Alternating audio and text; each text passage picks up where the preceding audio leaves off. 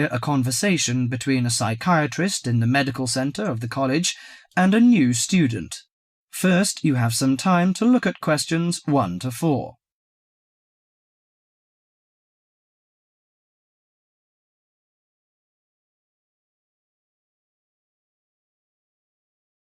Now listen carefully to the conversation and answer questions 1 to 4. Hello, sit down, please. Thank you. Now, you are a new patient, aren't you? Yes, that's right. OK, so I'd better get some basic details down first. Right, we'll start with your name. Martin Hansen. Do you spell that S-O-N or S-E-N? Hansen. OK, and you're a first-year student? Yes, I am. Study in? Electronics, actually. I hope you enjoy it. Thanks. And your address? 2805 Hesperian Avenue, Hayward. 2805 and Hesperian. Yes, that's Hesperian. Hayward, Hayward.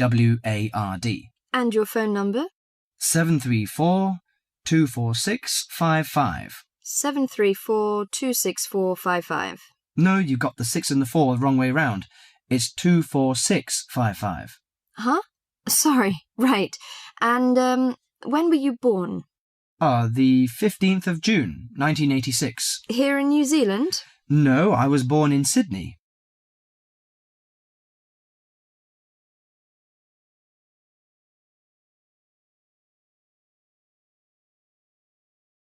Before you hear the rest of the conversation, you have some time to look at questions 5 to 10.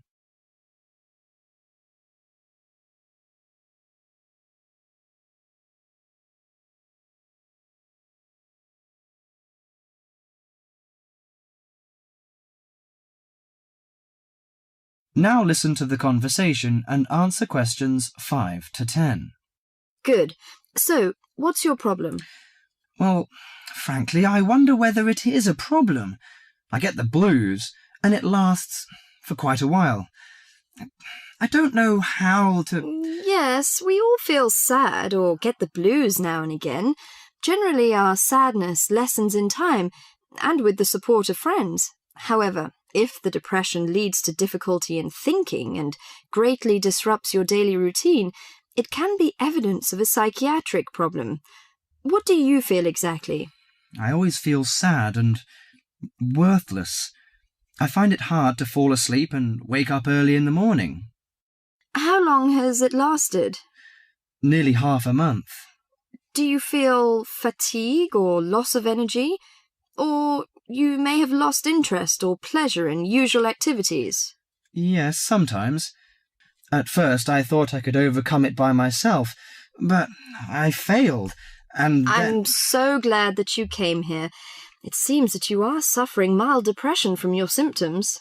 Depression? Yes, I feel depressed sometimes. But why would I... Depression may occur as a result of biochemical changes in the body. Alcohol, amphetamines, cocaine, and LSD can bring on depression. Those who have a family history of depression usually have a greater risk of depression. Sometimes the worrying changes in life can lead to depression. I see. I had a really bad breakup of a love relationship. It makes me feel hopeless. Do you think I need some treatment? Yes. Antidepressant medications are often used to treat depression, if it is serious. But I don't suggest them at first because of the side effects. I suggest psychotherapy, which can give you support and help you regain control. So do I need to come here every day? No, I will arrange counselling sessions for you, which will last 12 to 20 weeks. You come here once or twice each week. The psychotherapy is directed at helping you gain insight and understanding about events in your life, which may have contributed to your depression. With growing insight, you can often learn more effective ways of coping with your feelings and changing your behaviour. What can I do to take care of myself? Well, at first you should do some physical exercises on a regular basis, at least 3 times a week. How is your food? Do you eat well? Yes, I think so. I eat at my homestay family. Good. Find a hobby or a positive recreational activity to participate in once or twice a week. I know it's difficult for you, though. When you feel it's hard to overcome the depression, come to the counselling session. Remember, ask for help if the load is too heavy to handle. Yes, I'll try. So, when will my counselling session begin? I'm going to arrange that for you. That is the end of part 1. You now have half a minute to check your answers.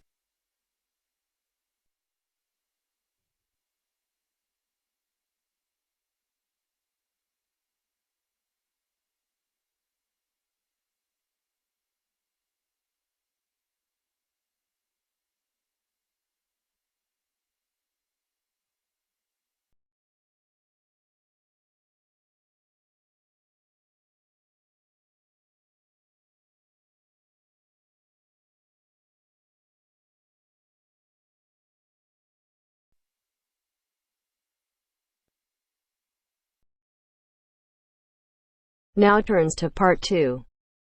Part 2. First, you have some time to look at questions 11 to 17.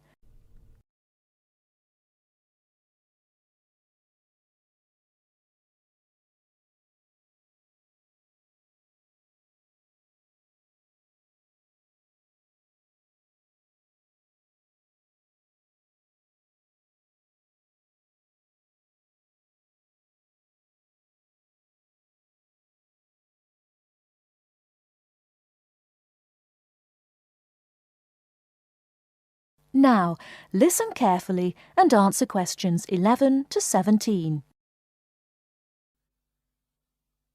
Good afternoon, everyone, and welcome to this short talk on the subject of fireworks. Now, fireworks, as I'm sure many of you know, were invented in China, though there has long been disagreement as to exactly when, or even in which century. The consensus nowadays, though, is that it was in the 6th, as there is considerable evidence of war rockets being made then. We also know that fireworks were in use by the 7th century in Arabia, where they were called Chinese arrows, reflecting their military potential. It then took a long time for them to spread to Europe. In fact, it wasn't until the 1200s that fireworks made their appearance there.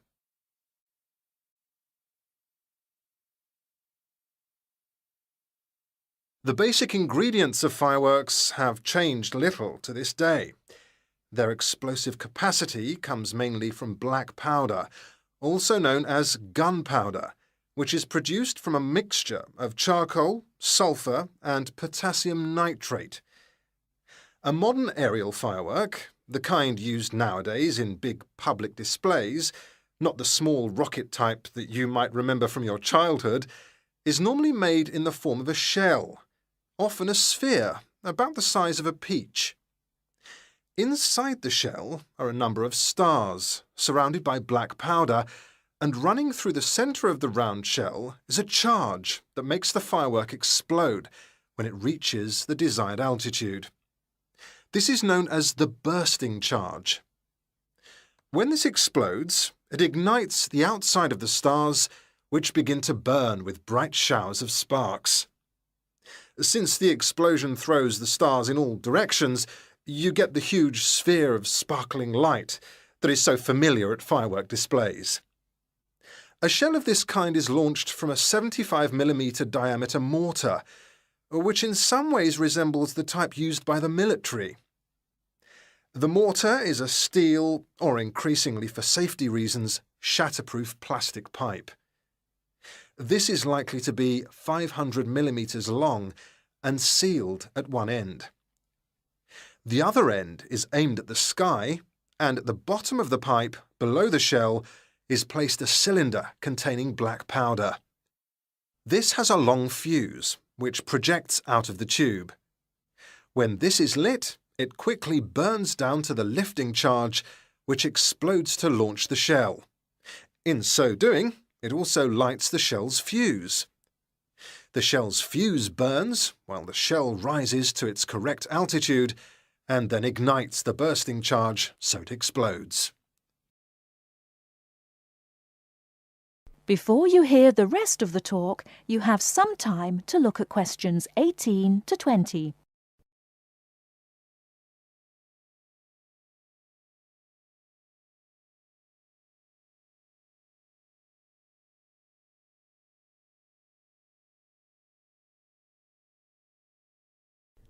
Now listen and answer questions 18 to 20.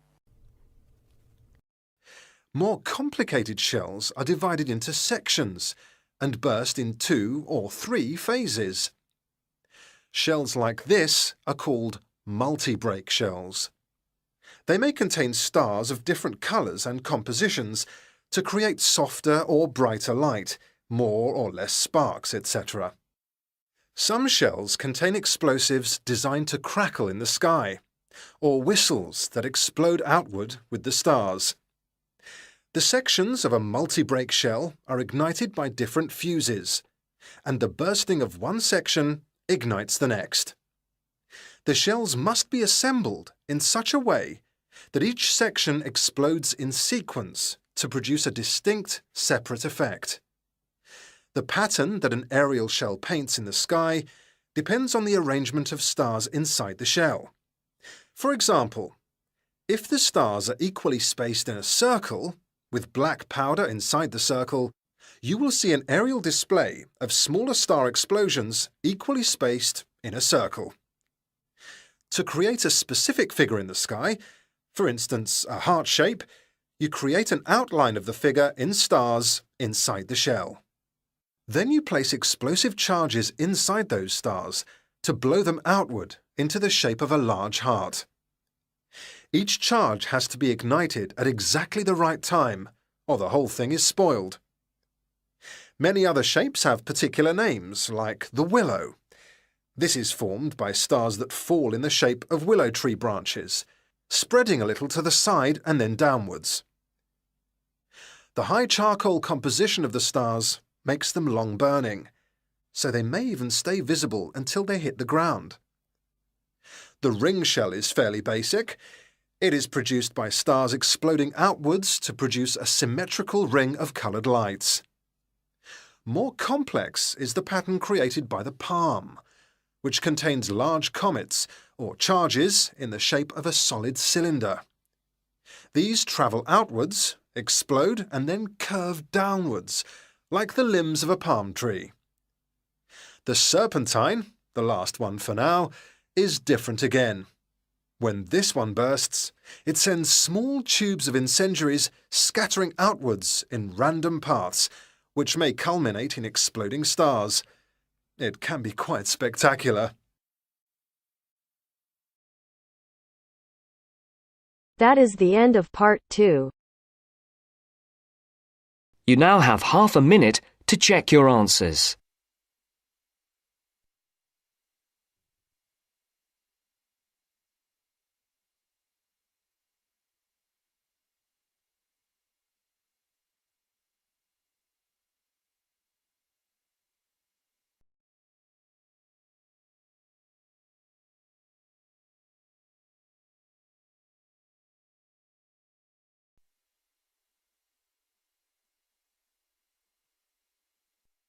Now turns to part 3.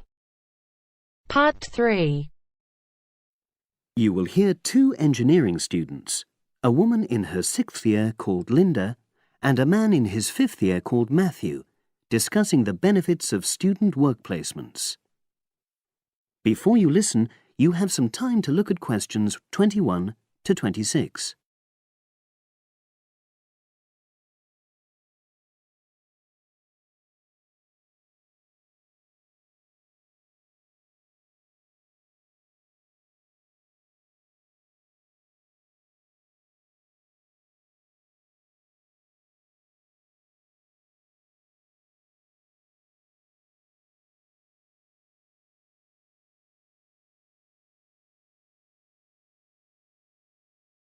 Now listen and answer questions 21 to 26. Hi, Linda. Can you spare a few minutes? Hello, Matthew. No problem. I just wanted to talk to you about temporary work placements. I've never really thought there was a good reason for doing one. I've got some savings, so I don't really need the money at the moment. But I've had an email from the university about a vacancy that looks quite interesting. You did a placement last year, didn't you? I did, yes. In my case, I wanted to find out if I was making the right career choice before I began applying for permanent jobs. I thought I wanted to work in car manufacturing, but I wasn't sure, so I applied to Toyota. What was the application process like? Lengthy. There were a lot of different parts to it.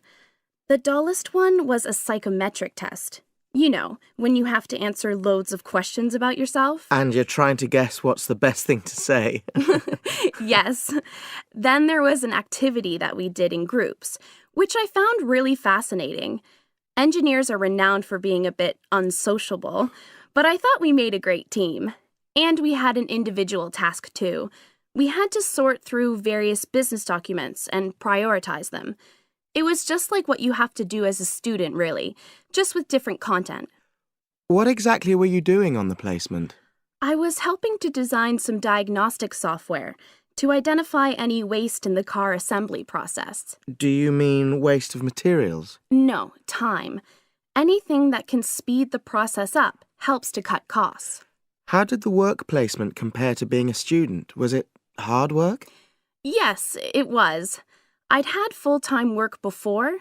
I've done various unskilled jobs during university holidays, and some of those involve long hours.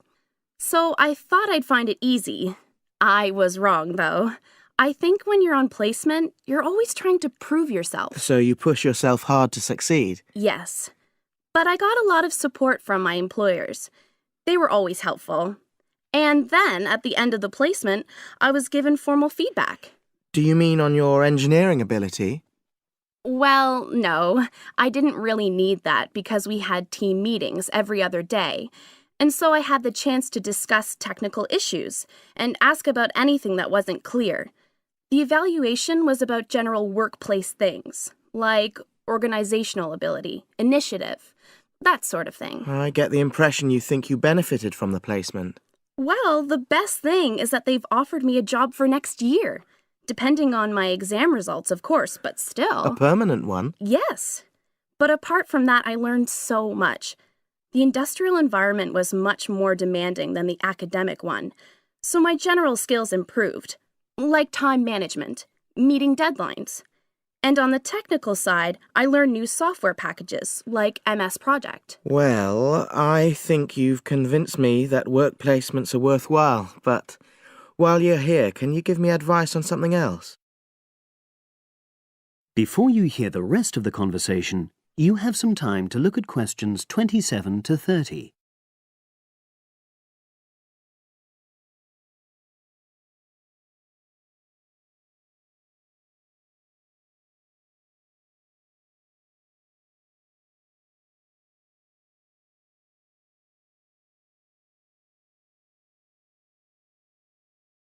Now listen and answer questions 27 to 30.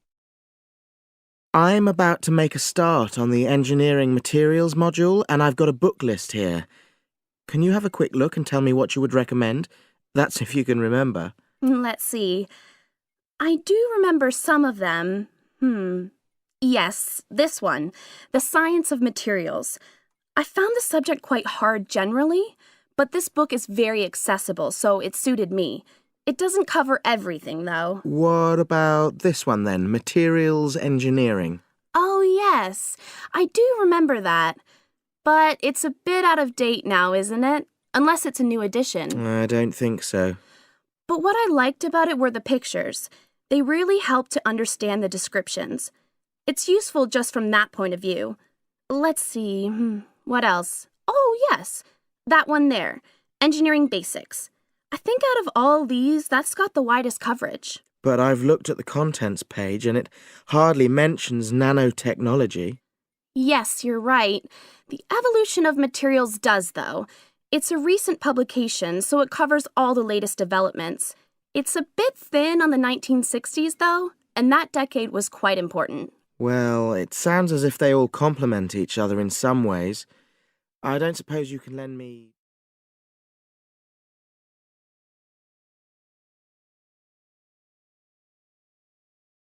That is the end of part 3. You now have half a minute to check your answers.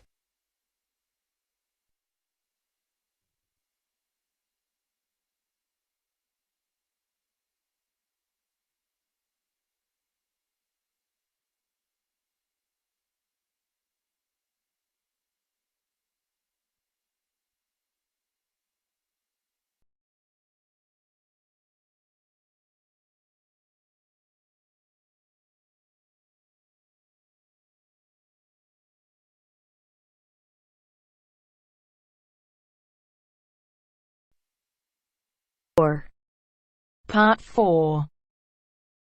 You are going to hear a lecture about dorm rooms. First, you have some time to look at questions 31 to 40.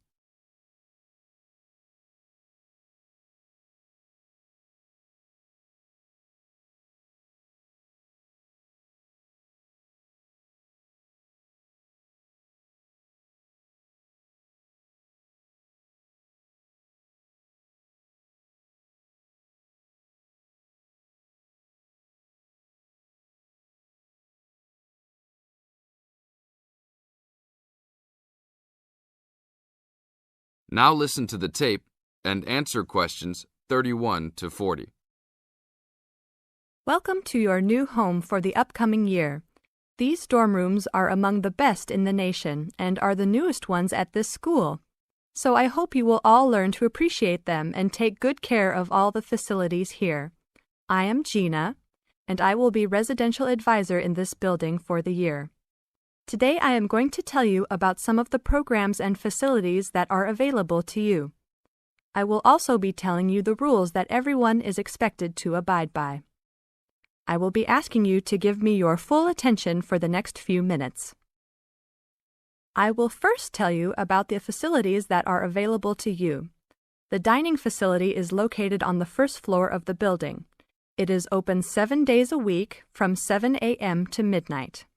All the food offered to students is freshly made every day, and my own opinion is that the food is actually quite good. Feel free to come and grab a banana for breakfast or sit down with a group of friends for dinner. Although your meals are served buffet style, please do not waste food. All students are expected to clean their own tables after meals. In the basement of this building, there is a gym and recreational hall. The gym has workout equipment such as treadmills and weight sets. In the recreational hall, there are ping pong tables and a pool table for student use. You must sign in when using this equipment, and you will be held responsible for any damages or losses. The gym and recreational hall are open daily from 10 a.m. to 10 p.m. There is a kitchen located on the second floor of this building. Your dorm key will open this door. Inside there is a refrigerator, a microwave, an oven, and a stove. This room is open 24 hours a day, 7 days a week. If you decide to cook a meal, please be considerate to all the students and clean up after yourself. You can use some food in here, but please do not make a mess. Some students do end up having their food eaten from the fridge, so be careful. Don't leave anything that looks like it tastes really good. Do not leave pots and pans lying around in the kitchen. Please store these in your room. There are many programs being sponsored by our building this year. One of the most popular is our Saturday morning outings. In the past years, these trips have included going fishing, hiking, cycling, ice skating, and even going to the beach. There will be a listing of scheduled events coming out soon. The university sponsors these trips, so transportation will be provided. However, there are usually some costs associated, though they are usually minimal. Our building also has a volleyball team. All students who live in this building are welcome to join. Last year we won first place in the dorm league. Please sign up at the front desk if you are interested as soon as possible, as there are only 20 spaces available based on a first-come, first-served rule. The last things I want to talk about are the rules of our building. I know rules can be boring, but they are necessary to ensure the welfare of everyone living here. First, noise levels must be kept to a minimum after 11 p.m. Many students have early classes, so for those of you that have the luxury of sleeping until 10, please don't stay up late making lots of noise. Secondly, all visitors must sign in at the front door. Even if you have friends that are regular visitors, they must still always sign in. This rule is to prevent theft and robbery from occurring. Thirdly, alcohol and drugs are not permitted in this dorm in any place or at any time. Lastly, just be safe and have a great time. University is the greatest time of your life, so make the most of it. Thank you all for your attention. That is the end of part 4. You now have half a minute to check your answers.